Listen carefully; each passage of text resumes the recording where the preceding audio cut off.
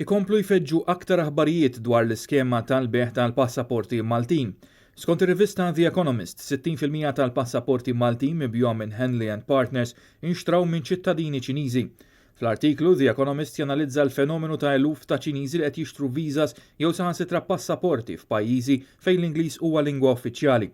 Iżda fil-waqt li l-aktar pajjiżi fiċċija bħal l-Istati Uniti, l-Awstralja u l-Kanada jew huma għoljin wisq jew għandhom numru limitat, iċ-Ċiniżi issa qed iħarsu lejn pajjiżi oħrajn bħal Malta li fost oħrajn toffri bib għal pajjiżi kollha membri tal-Unjoni Ewropea.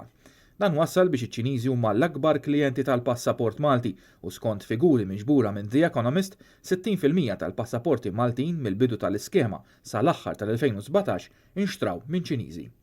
Lura fl-2016 il-ġurnalista Daphne Caruana Galizia kienet irrappurtat kif industrijalisti Ċiniżi kienu qed jixtru l-passaport Malti biex ikollhom aċċess għall-Unjoni Ewropea.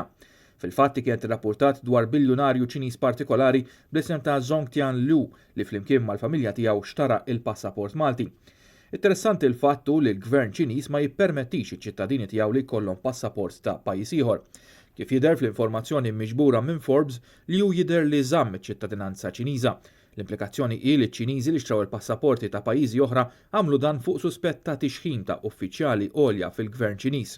Dan iċ-ċittadin Malti jinsab suspettat li wettaq waħda mill-ikbar skemi ta' ħasil ta' flus li tinvolvi mijiet ta' miljuni ta' dollari.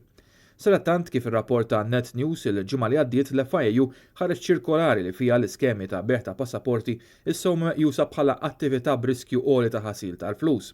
Dan wara li nhar l-Erbgħa li għadda, il-Kummissjoni Ewropea ippubblikat rapport dwar riski u theddid lis-suq komuni li joħroġ kull sentejn.